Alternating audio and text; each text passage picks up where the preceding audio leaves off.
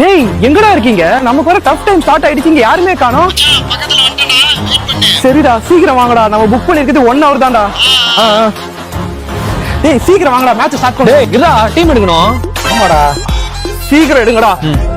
எனக்கு இவன், எனக்கு அவன். ஏய் ஹாரிஸ் நான் எடுத்துக்கிறேன். எனக்கு என்னடா எங்க ஆளுடா. பேட்டிங் அவன் டீம் தான் கொடுத்து தொலையடா, சீக்கிரம்டா.